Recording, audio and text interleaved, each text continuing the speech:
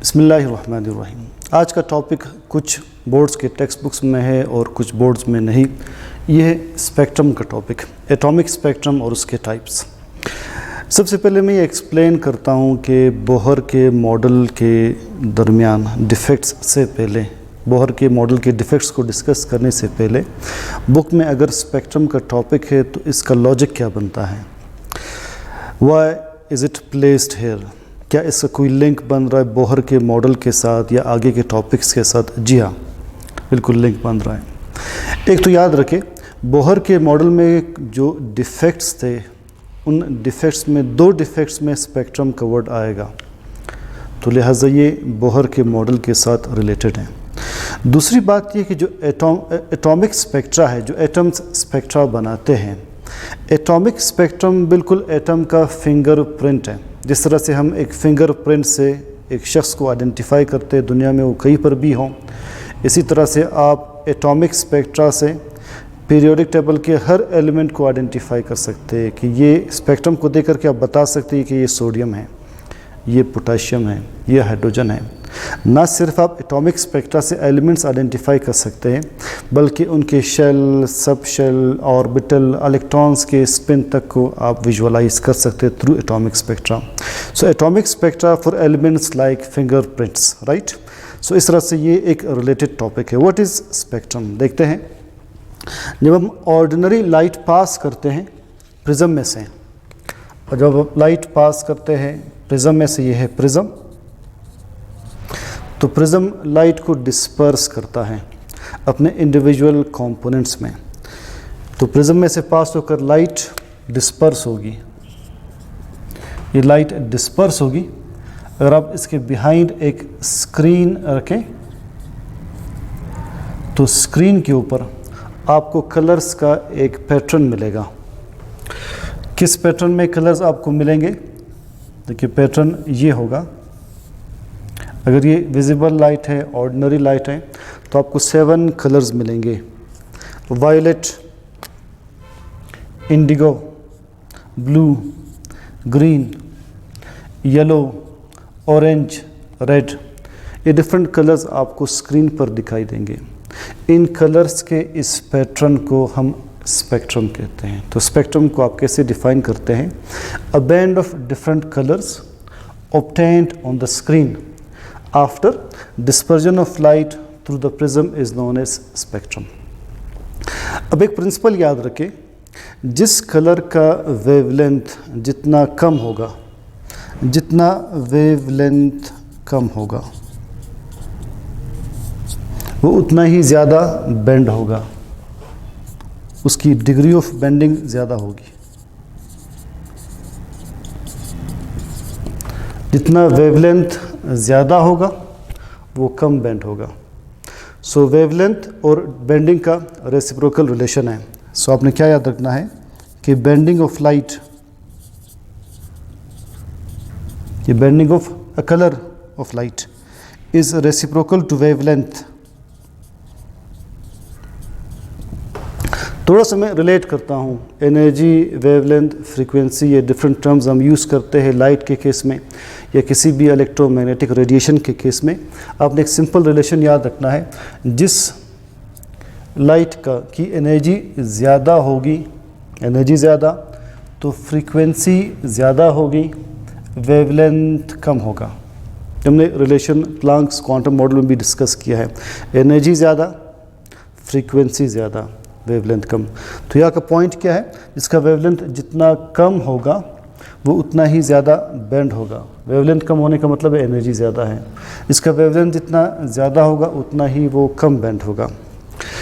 ये जो आपको कलर्स दिखाई दे रहा है, इसे कहते हैं विजिबल लाइट या visible part of spectrum. Visible part of spectrum ये किन वेवलेंथ्स के दरमियान विजिबल पार्ट बनता है? 400 नैनोमीटर से स्टार्ट करके 750 नैनोमीटर, यहाँ पर फोकस कीजिएगा ताकि फोन्स क्लियर हो। 400 से लेकर 750 नैनोमीटर के रेंज तक ये जो कलर्स है इन्हें कहते हैं visible light. It becomes visible portion, visible light. वो कलर्स या वो वेवलेंथ्स जो कि 400 नैनोमीटर से कम है, यानी जिनकी एनर्जी ज़्यादा है, वेवलेंथ कम तो एनर्जी ज़्यादा, वो कौन कौन से होंगे? जो 400 नैनोमीटर से कम वेवलेंथ वाले रेज़ हैं वो होंगे अल्ट्रावायलेट रेज़, एक्स रेज़, गेमा रेज़, कॉस्मिक रेज़। ये आपको दिखाई नहीं देंगे। वो रेज़ जिनका वेवलेंथ 750 से ज़्यादा है, अगेन वो इनविजिबल होंगे। उनकी एग्जांपल्स कौन सी हैं? Infrared, microwaves, radio waves. तो ये जो डिफरेंट रेज़ है या कलर्स हैं, ये विजिबल रेंज में लाई करते आपको दिखाई देते हैं। ये रेज़ ये आपको दिखाई नहीं देंगे। ये वो होंगे जिनका वेवलेंथ 400 से कम होगा। ये वो रेज़ होंगे जिनका वेवलेंथ 750 से ज़्यादा होगा। तो इन तीन का वेवलेंथ ग्रेटर है 750 नैनोमीटर से। इन सब का वेवलेंथ लेस है 400 नैनोमीटर से, याद रखें।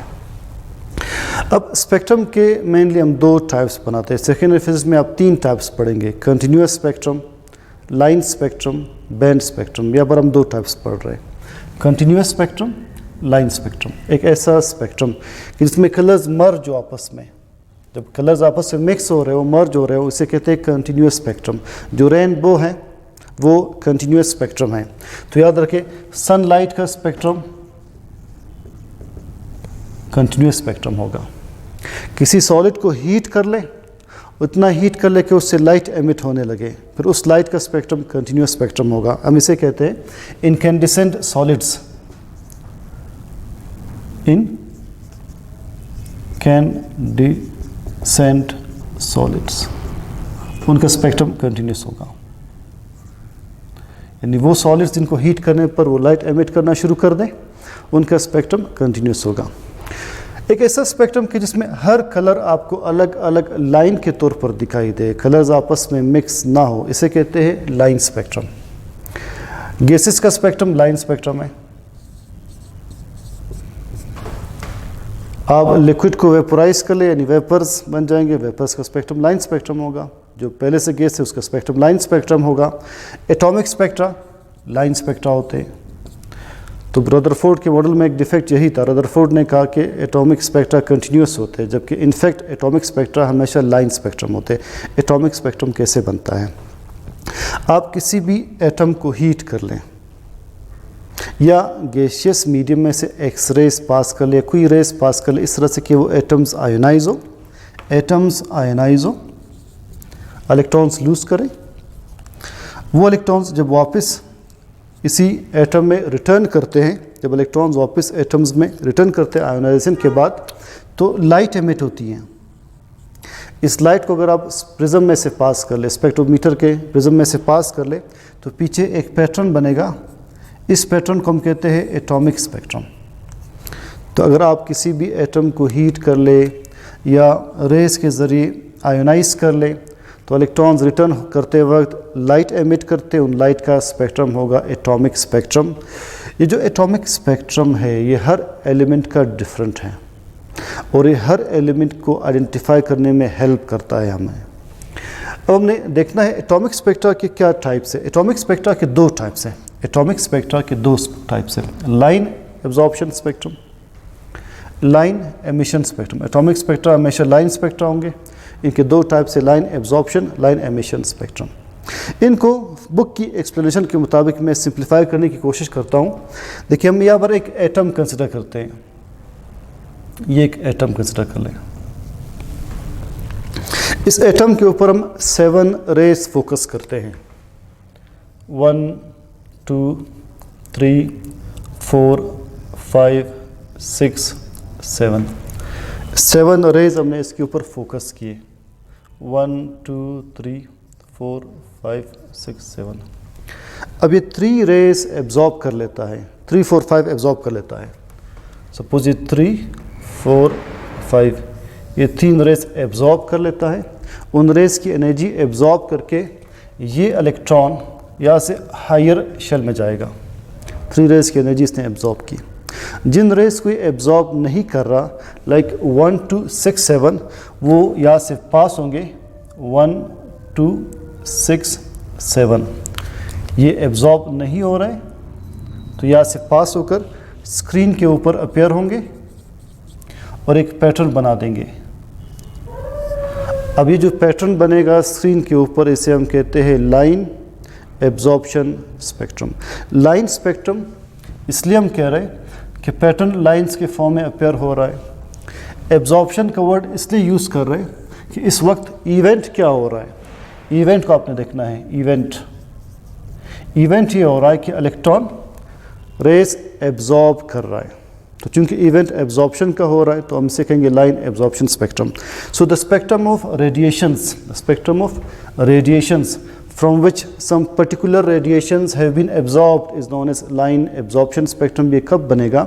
ये उस वक्त बनेगा जब एटम ग्राउंड स्टेट से एक्साइटेड स्टेट में जा रहा होगा। कब बनेगा? जब एटम ग्राउंड स्टेट से एक्साइटेड स्टेट में मूव करेगा। अब वही एटम हम कंसिडर करते हैं इलेक्ट्रॉन अपने एक्साइटेड स्टेट में है। अगर ये इलेक्ट्रॉन वापस रिटर्न करें अपने नॉर्मल स्टेट ग्राउंड स्टेट की तरफ, तो जो रेडिएशंस इसने एब्जॉर्ब किए थे, जो रेज इसने एब्जॉर्ब किए थे 3, 4, 5, वो ये अब रिलीज़ करेगा। तो वापस रिटर्न होते वक्त ये 3, 4, 5 रिलीज़ करेगा और वो स्क्रीन के ऊपर अपेयर होंगे। अब जो स्पेक्ट्रम बनेगा आप इसे कहेंगे लाइन एमिशन स्पेक्ट्रम। लाइन का वर्ड क्यों यूज़ कर रहे हैं? इसलिए कि पैटर्न लाइन के फॉर्म में आ रहा है। एमिशन का वर्ड क्यों यूज़ कर रहे हैं? इसलिए कि इवेंट क्या हो रहा है? इवेंट ये हो रहा है कि इलेक्ट्रॉन रिटर्न करते वक्त रेडिएशंस एमिट कर रहा है। वह एब्जॉर्ब कर रहा था या एमिट कर रहा है। और ये स्पेक्ट्रम कब बनेगा? जब एटम अपने एक्साइटेड स्टेट से ग्राउंड स्टेट में आ रहा है। ग्राउंड से एक्साइटेड से वापस ग्राउंड। तो याद रखें, जब एटम अपने एक्साइटेड स्टेट से ग्राउंड स्टेट में आएगा तो ये लाइन एमिशन स्पेक्ट्रम शो करेगा। एक लास्ट पॉइंट बुक में लिखा है कि लाइन एब्जॉर्प्शन स्पेक्ट्रम, इसमें कलर्स कैसे आपको दिखाई देंगे? इसमें आपको कलर्स दिखाई देंगे या पैटर्न आपको दिखाई देगा कि डार्क लाइंस होंगे अगेंस्ट वाइट या लाइट बैकग्राउंड।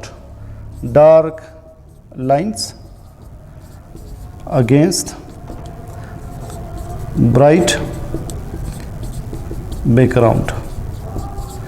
ये पैटर्न आपको इस तरह से दिखाई देगा, dark lines against bright background. जबकि लाइन एमिशन स्पेक्ट्रम आपको कैसे दिखाई देगा? इसमें ब्राइट लाइंस होंगी। ये देखिए ब्राइट लाइंस हैं, ब्राइट लाइंस, फोकस कीजिएगा, देखिए ब्राइट लाइंस आपको दिखाई दे रहे हैं against dark background. So bright lines against dark background. तो यहाँ तक था ये स्पेक्ट्रम का टॉपिक। इसके बाद इंशाल्लाह हम बोहर के डिफेक्ट्स और बोहर के मॉडल के कुछ बेनिफिशियल यूजेस डिस्कस करेंगे। उसके लिए ये टॉपिक अंडरस्टैंड करना बहुत ज़्यादा ज़रूरी था। तो see you in the next topic इंशाल्लाह।